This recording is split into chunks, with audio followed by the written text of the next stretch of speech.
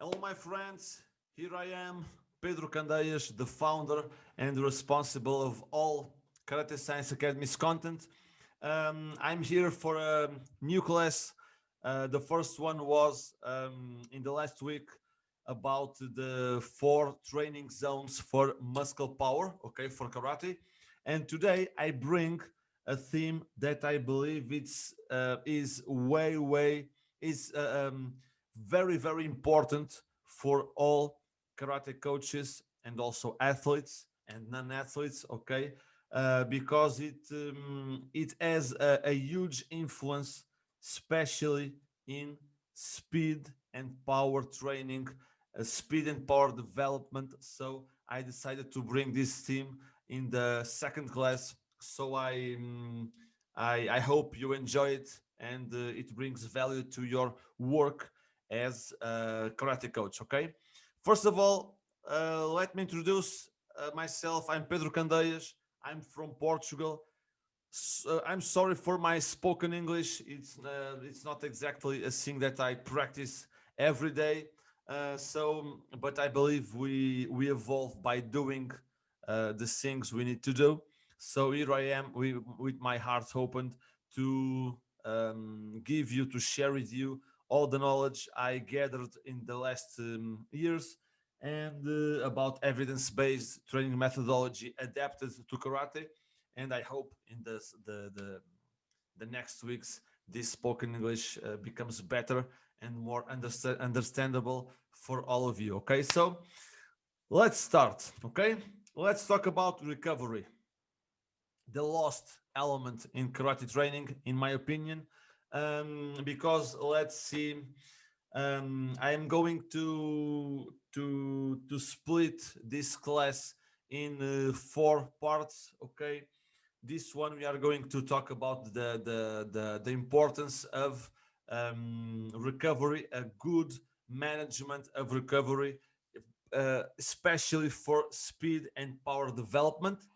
And then I'm going to talk about I'm going to give you the recovery times, uh, more appropriate to optimize, okay, your speed and power training. In the third part, I'm going to give you also how to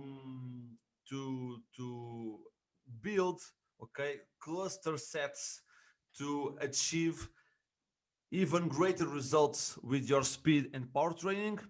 And then I'm going to finish with talking about 5 or 6 beliefs, misbeliefs that people have about some issues related to speed and power training, that I hear here and there, talking with the karate coaches, karate athletes, other sports coaches, and I think it's important to talk about it here too. Okay, so let's start. Traditionally, karate training has been, as we all know, largely based, and unfortunately it still is in many dojos all over the world, on the principle that more is always better. Okay, more repetitions, more exercises, more hours, more, and we see those who rest during a long training session as something not quite okay, not quite a warrior thing. Okay, but that's completely wrong. That's a completely wrong idea, because recovery is a very crucial variable of training, especially in speed and power training. It's as important as training intensity and volume. Okay, the biggest variables we have in the training, in karate training, is volume and intensity, but in speed and power training, recovery gains almost the same importance as these 2 variables. Okay, so The influence of recovery will be present in the competitive and training readiness of your athletes, okay? Readiness, mental readiness, physical readiness. They will be fresher, okay, in each training session and in on each competition, on each tournament, if you manage their recovery in a well-designed way, okay? Recovery has an amazing influence in performance, okay, and also in injury prevention, okay. Almost if we take the take the injuries by impact, okay, from karate, almost every injury becomes from an overuse, okay, from an insufficient recovery, from a bad management, okay, between fatigue and recovery. That it's a balance we need to accomplish if we really want to be uh,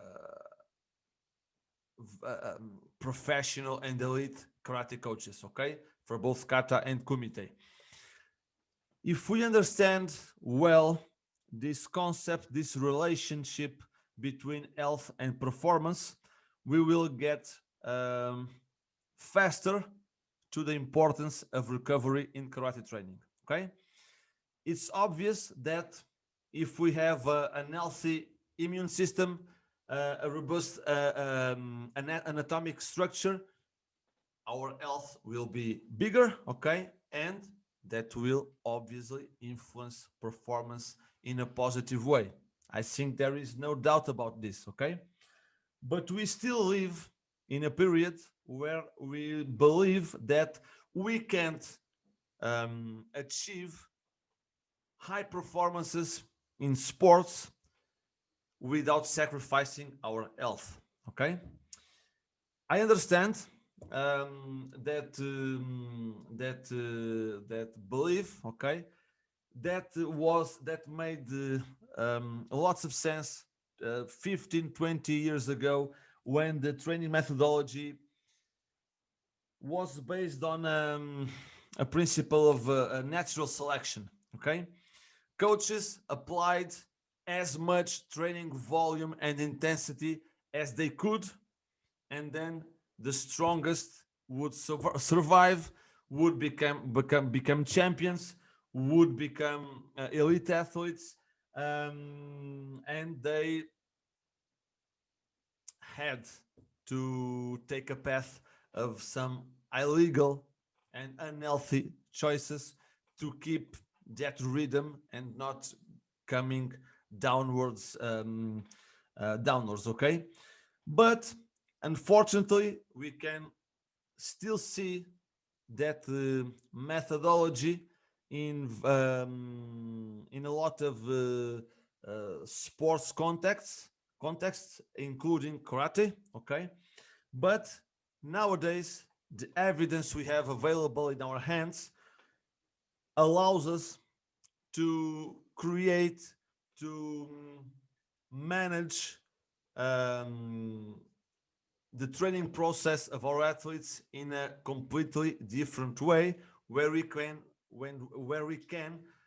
easier achieve a good balance between performance and health, okay. And that's fundamental, because an injured athlete is an athlete that doesn't train. An injured athlete is an athlete that doesn't compete, or compete with some limitations. A sick, because be aware that a bad recovery process, a bad recovery management will even can even take your athlete to become ill, okay, to become sick. So we must, I believe, we must assume that responsibility as a coach, as coaches, especially in a modality where most of the athletes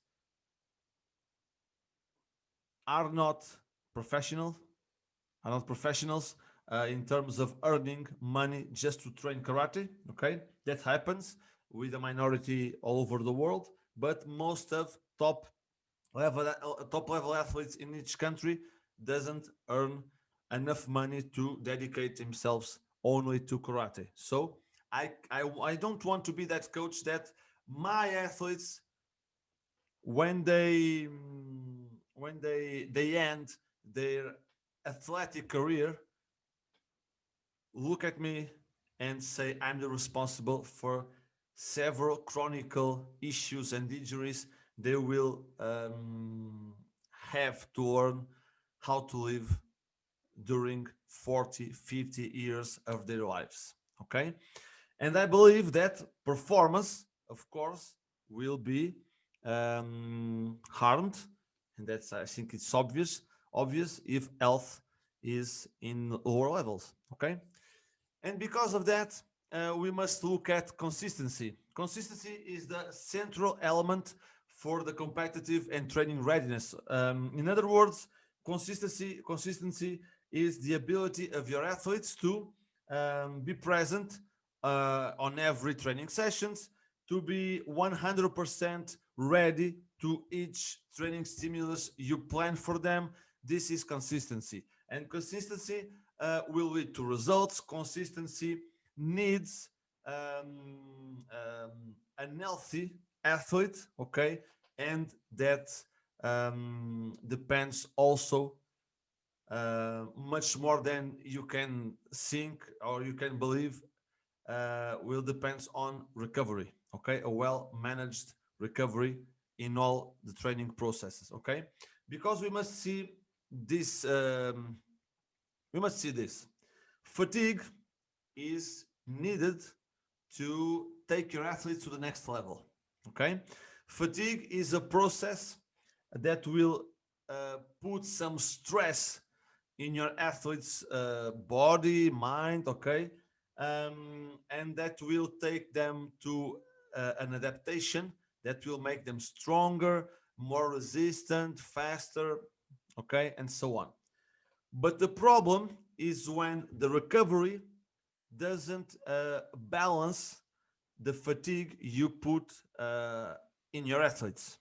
Okay? When fatigue becomes excessive, when fatigue becomes very regular without a well balanced recovery strategy behind it, it will become a problem and will be negative to competitive and training readiness, to performance, and to the risk, the injury risk of your athletes. Okay, don't you ever forget this because it's very important. So now let's see. This is the biggest mistake I keep seeing in strength training all over the sports, all over the places. The mistake I'm talking about is insufficient rest intervals. Okay, people, athletes, coaches plan um, less rest, less recovery, um, and they should. Okay, so this is very important to be aware of. Okay, now neuromuscular fatigue. Neuromuscular fatigue is, in other words, the or sets when your muscle can't keep the same level of activation of contraction when he makes repeated actions or prolonged actions. Okay, fatigue starts to install in the neuromuscular system, and fatigue can be of two types: central fatigue, that is related to the central nervous system, and peripheral fatigue, that is related to the neuromuscular junction and with your muscle fibers. Okay, these two types of fatigue show up, okay, become more relevant in different timings, okay, while the peripheral fatigue is the first one to install, okay, when we make strength training. in the last repetitions of that strength training, the central nervous system will start to become impaired in its functions, and will start to not be able to stimulate our muscle contractions in the same way as in the first repetitions of a given exercise. Okay, let's, for those who are not familiarized with these concepts, let's see very quickly the motor units. The motor unit is a union, okay, between an alpha motor neuron, okay, that is a motor neuron that sends an electrical signal, an electrical stimulus to our muscle fibers to contract, okay. And the motor unit is always made of motor neuron, okay, an alpha motor neuron, and the fibers that are innervated by it, okay, by him. And then we have the neuromuscular junction, okay. The neuromuscular junction is right here, and it's like the connection between the alpha motor neuron and the fibers that are contracted, okay, are stimulated by that alpha motor neuron, okay. And then the peripheral fatigue will install in the fibers, in the fiber itself, and the myofibrils itself, and also in the neuromuscular junction. In other words, the electrical signal that is sent to the muscle fibers will start to fail, will start to become weaker, okay. And then of course the contraction will not be the same, okay. Here I have a slide with some information, some knowledge about the peripheral fatigue that is associated with, you can then pause the video and read it, okay, more slowly, but is associated to the muscle fiber fatigue, to a reduction in the conduction speed of muscle fibers, okay, to an increase of muscle deoxygenation, okay. The muscle starts to receive and I'm missing the word, to receive less oxygen, okay. Don't make that process as well as it should. There is a phosphocreatine breakdown. Phosphocreatine is one of energetic sources we have in speed, in very fast movements and contractions. There is an iron increased concentration in the blood, and it might occur a decrease in the calcium release and reuptake, a reduction in the sensitivity between calcium and the contract proteins that will then won't be able to contribute to the muscle contraction, okay. In the central fatigue, we have some other issues involved when it happens. There is a decrease in the voluntary activation of the muscles you need to move in a certain karate technique, okay. And for example, the activation or discharge frequency, or in other words, the number of electrical impulses your central nervous system sends to a muscle you need to contract to make a given karate technique will start to decrease, okay. And then of course less electrical impulses, less sensitivity in the passing of that electrical stimulus to the muscle fiber will of course lead to a decrease in the muscle fast contractions especially, okay. So this part is done. Let's go to the second part, and we are going to talk about the optimal, okay, recovery intervals for each rapid strength methods. That's where I'm focused. I'm not going about all the recovery possibilities in all the training variables. I'm going to focus on rapid strength. That is the type of strength that influences our speed and power production. Okay, so here we have rapid strength. Okay, rapid strength. We also have maximal strength and endurance strength as other types of strength, okay? But I'm going to focus just on this because it's where recovery is worst managed, okay? So in rapid strength we have explosive strength, a method, explosive strength with heavy loads.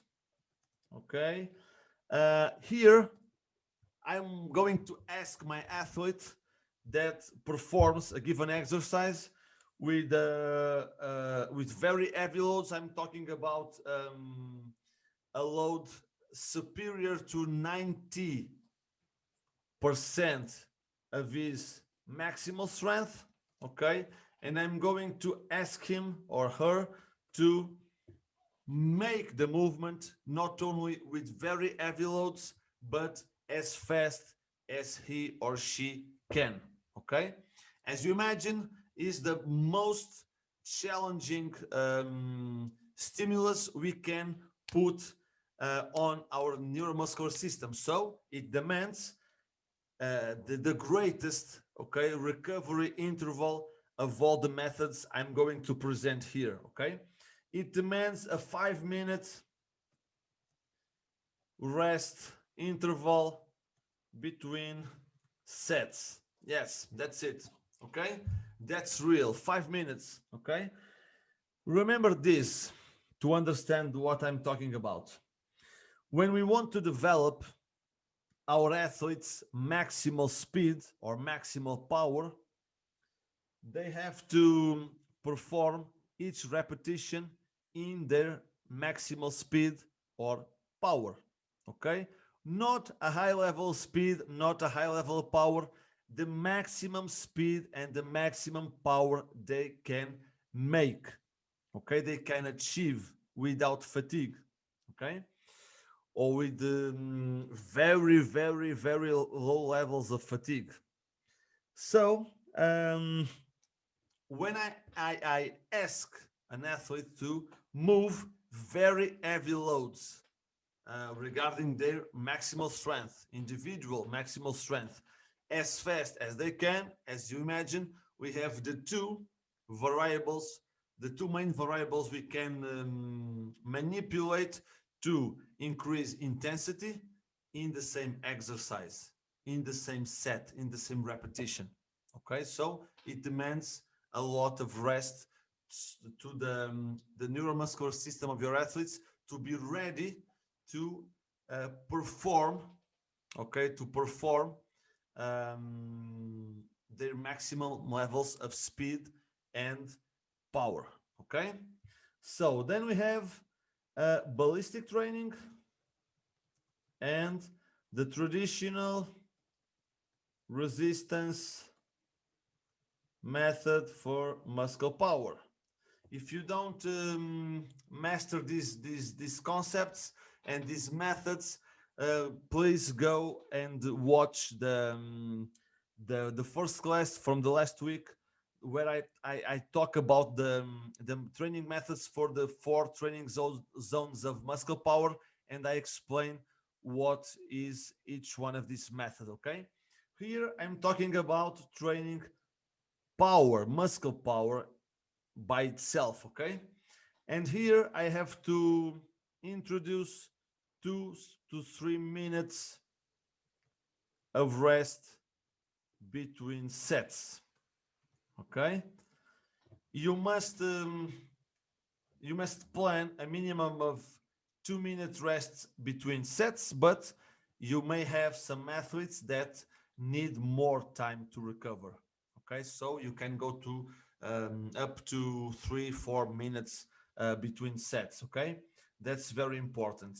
I'm going to talk about cluster sets that are developed especially for these two types of training method for power, and I'm going to talk about that in the third part of this class. Okay, now I'm going to, let's see, plyometrics. Okay, plyometric training. I'm talking here about the reactive strength. Okay, I'm talking here about the shortening cycle. That's the way reactive strength manifests. So I talk about this a little bit in the first class also, but I have on the Telegram channel of Karate Science Academy, I'm going to put there a free PDF that includes literally everything evidence really knows about plyometric training. I advise you to download it and read it carefully, because you will be able to plan a plyometric training to your athletes with all the variables well managed. Okay, here I'm also talking about 2 to 3 minutes of rest between sets, but here we have an exception. If you plan a set of plyometric training that includes a sequence of, for example, 6, 8 fast jumps with hurdles, okay, with mini hurdles, for example, or if you use specific committed displacements for to plyometric training, if you use a speed ladder, for example, with a sequence of 6, 7, 8 reps, for example, you will just use the 2 to 3 minutes between sets.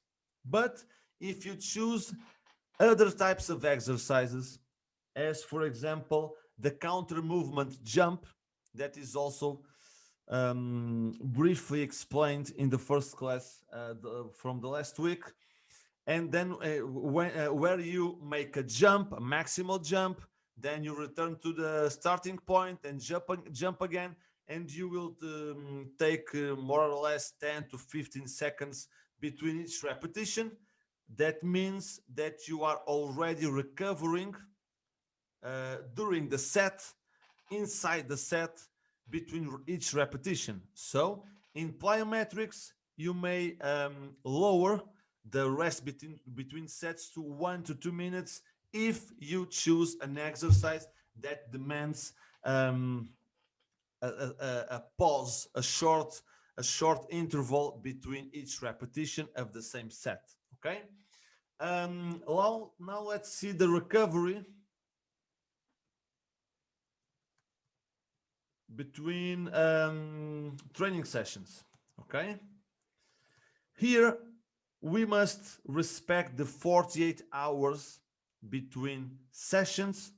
In plyometrics, it might be necessary to make 72 hours of recovery, of rest between training sessions. But here I'm training about recovery between training sessions of the same training method. Sorry, I'm already writing in Spanish because I record, okay, the 3 classes in a row: Portuguese, Spanish, and English. Okay, this is the last one. I always, because I feel more comfortable with Portuguese, of course, with Spanish, and then I already empowered to become to the English version. Okay, and also applies to this principle, this recovery, this time of recovery, these recovery times to training sessions um,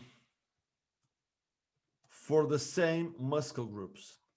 In other words, what I'm talking about is this.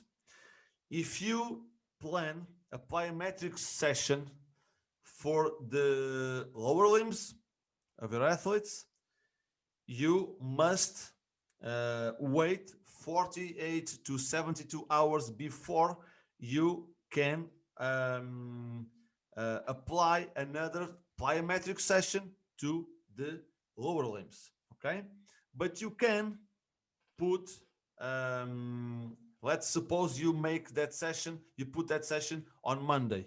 You can on Tuesday integrate a plyometric session to the upper limbs. There is no problem, okay? Or you can work your lower limbs with other methods of strength training on Tuesday, okay? You need to manage the recovery time between sessions um, regarding the same training method and regarding the same muscle groups involved in the training session. Okay, this is important to retain because this is important to so you can manage a training week. Okay, with all the methods together. Okay, so this is finished the second part. Let's go now to the third part. Let's talk about cluster sets. Let me just open here. Okay, this type of view. Okay, cluster sets, it's a very simple strategy that evidence clearly shows that is more effective than the traditional way of managing sets on speed and power training. Okay, this doesn't mean you should only base your athletes speed training on these types of sets, because it's important to have a variability in the training. Okay, during a certain cycle of training, a month, a year, 6 months, it doesn't matter. But this is effectively the most effective way of managing of the exercise sets for speed and power. Okay, so cluster sets is are based on putting recovery intervals between repetitions inside the same set, and not only between sets. I'm going to show you that in a moment. This allows for a better recovery of the neuromuscular system in especially the rapid strength methods. For example, in hypertrophy, there are people that apply these principles to the hypertrophy methods, but evidence is very clear on demonstrating that there isn't any advantage for hypertrophy using this kind of method, and you will waste more time, so it's not efficient. But here for speed and power is really effective. Okay, there are three types of cluster sets. I'm not going to talk about one that is clearly demonstrated that is not effective, more effective than the traditional way of managing the training sets. But these two showed significant results in speed and power development. Okay, we have the inter-repetition pauses. Okay, the inter-repetition pause, that is you include um, pauses, okay, intervals between each repetition of the same set. Your athlete makes a repetition, rest 15 to 20 seconds, make another repetition, and so on until 6 repetitions. Generally, in the power training methods as basic training and the traditional resistance methods for muscle power, generally it's recommended to not overcome the 6 repetitions per set. So what you do is between each set you include a pause. Okay, a passive pause before you make the next repetition. Okay, this this recovery time of 15 to 20 seconds,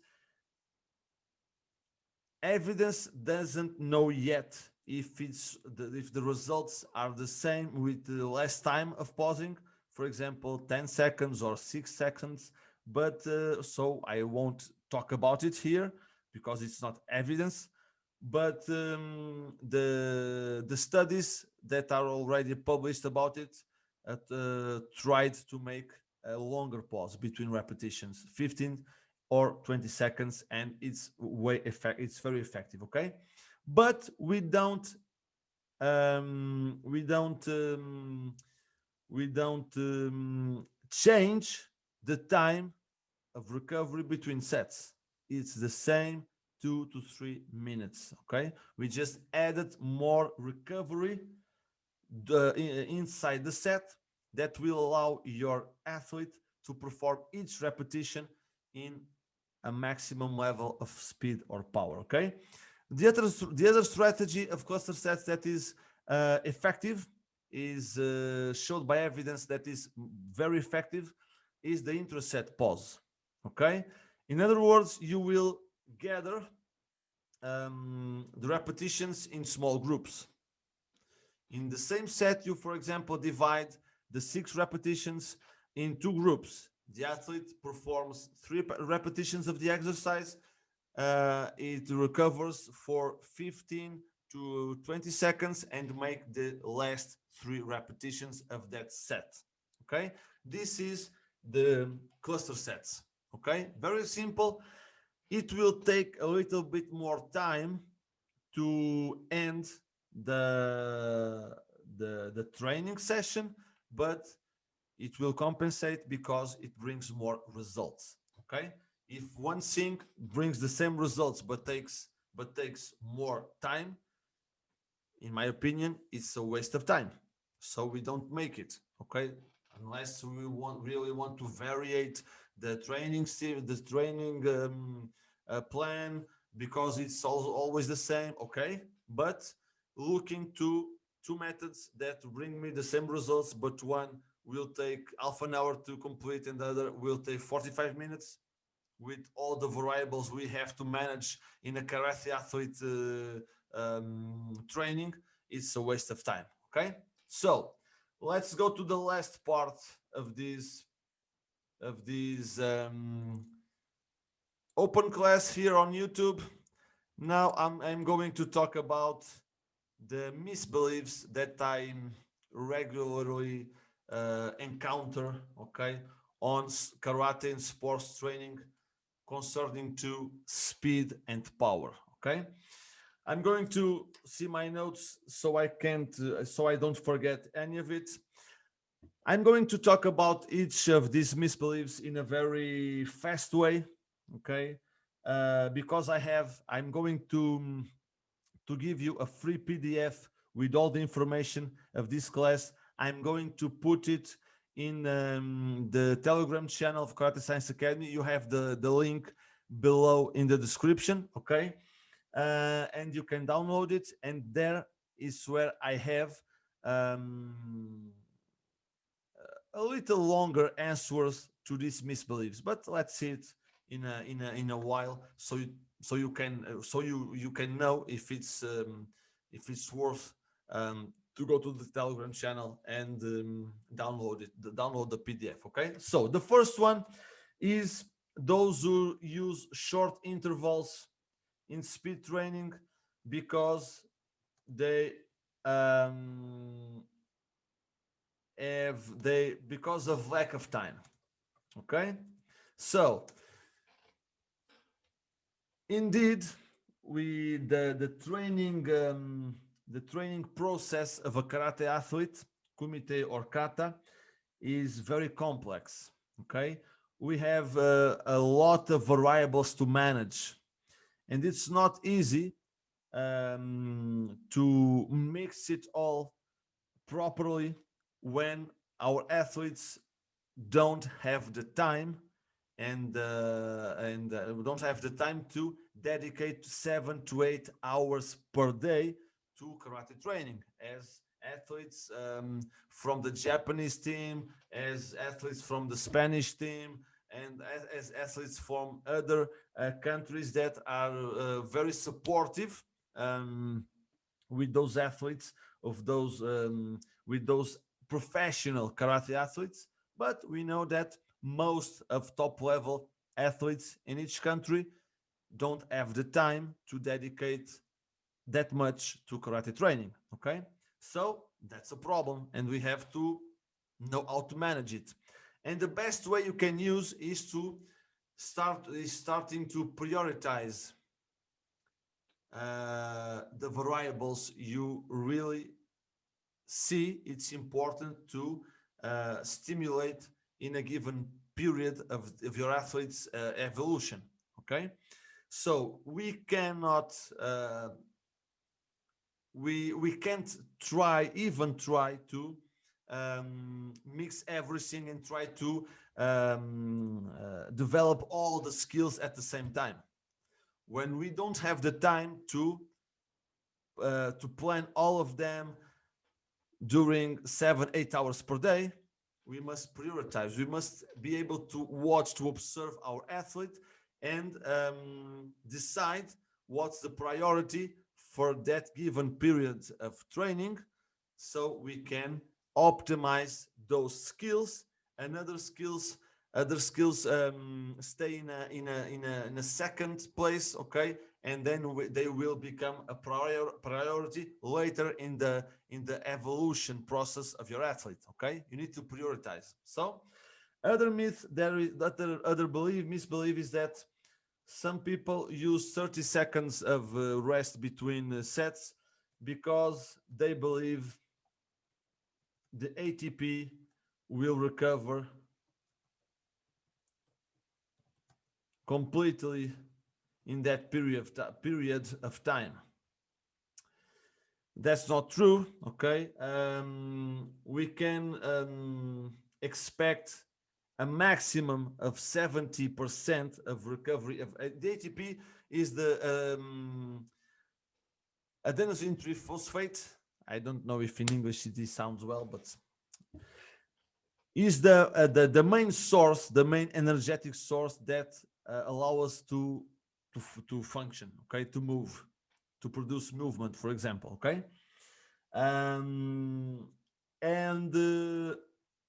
as you already know by now, we need to have all our physiological systems at their maximum so we can take our speed for to the next level. Okay, if I make the next set with 70% or less of my energetic reserves, I won't be able to be on the top of my skills. Okay, on the top of my capacity. So I will need more time to recover. The ATP can take up to 5 minutes to recover completely, or even more, depending on the person we have here. Okay, I'm having a problem with the lights. Oh my God! I'm not going to stop. We are at the very end of our class, but my lights went off. But let's continue. We are just finishing. Okay, I'm sorry for this. That's the price of being here. Okay, wide open to all of you. So then we have those athletes who think they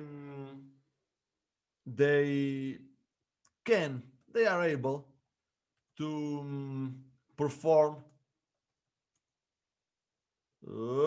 10 15 or more repetitions at their maximum capacity.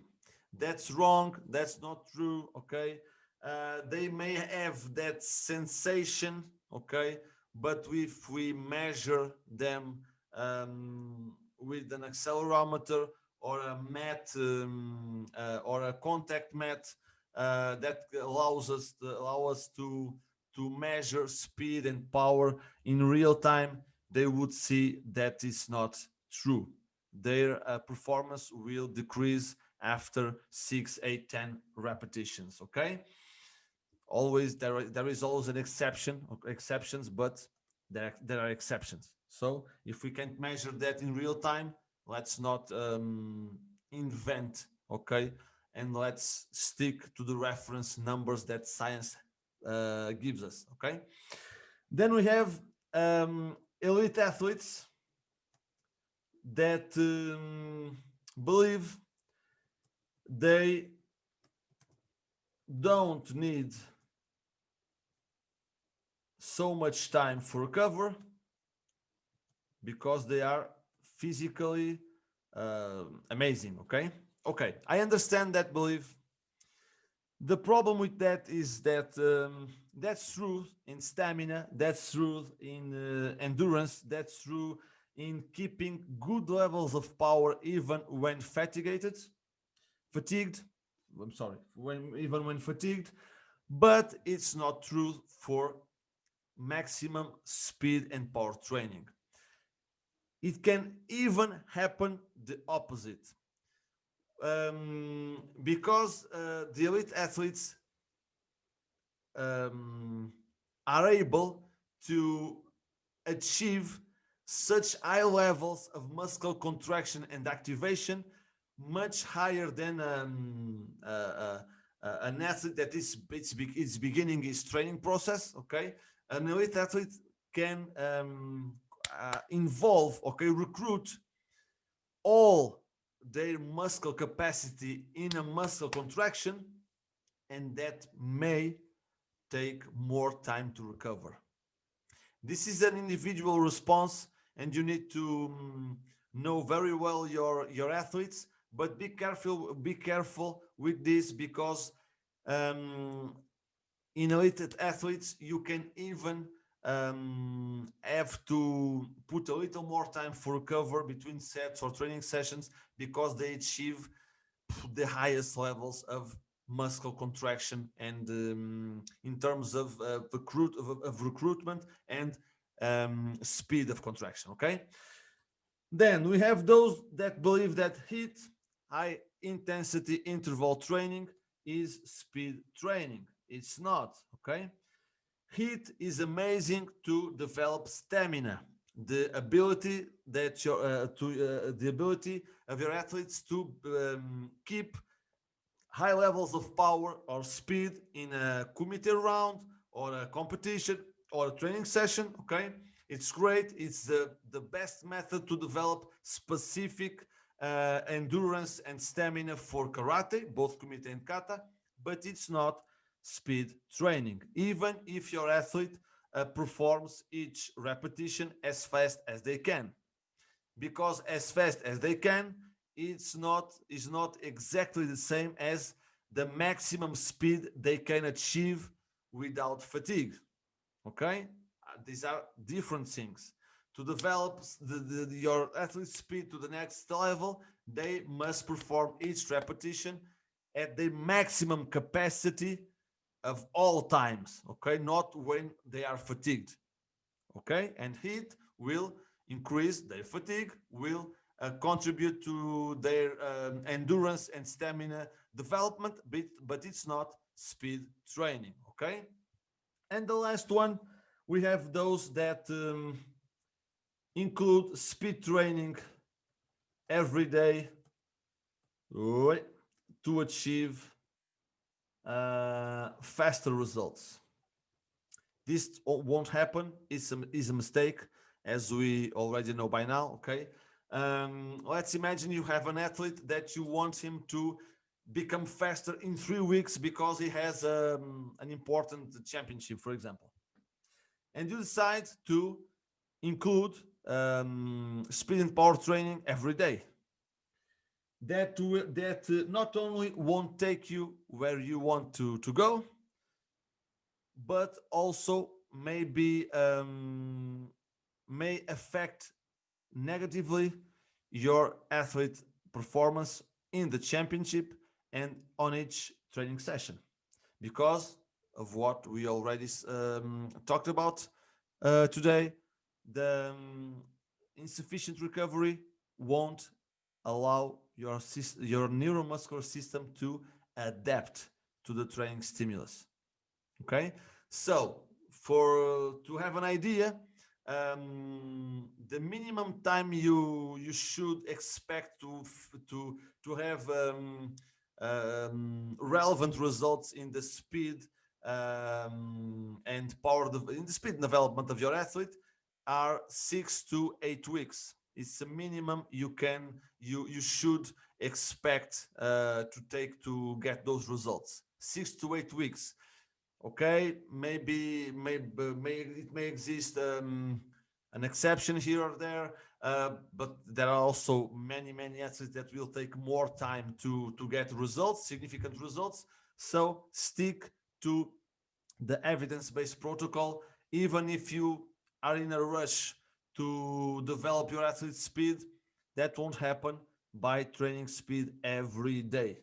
Okay, they need to recover, so stick to the 48 hours of rest for the same muscle group, for the same training method, so they can recover well and have the, the the development you desire. Okay, so these topics, these misbeliefs are more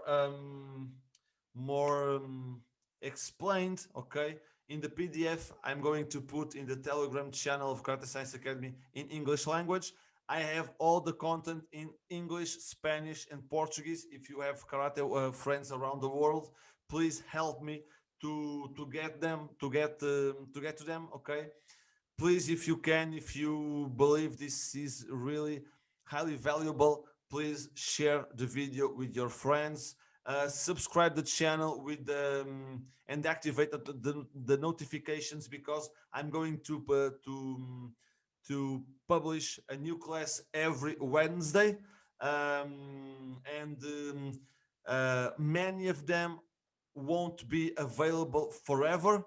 I'm going to most of them are going to be taken off the Karate Science Academy's YouTube when I publish a new one. Okay, so keep on track and follow us, our Telegram channel, our Instagram, subscribe our YouTube channel, and you will see that you won't miss any of these classes that I truly believe are going to be very important in your career as a karate coach or even a karate athlete. Okay, so thank you very much for being there to getting till here. Okay, congratulations, you are in the minority of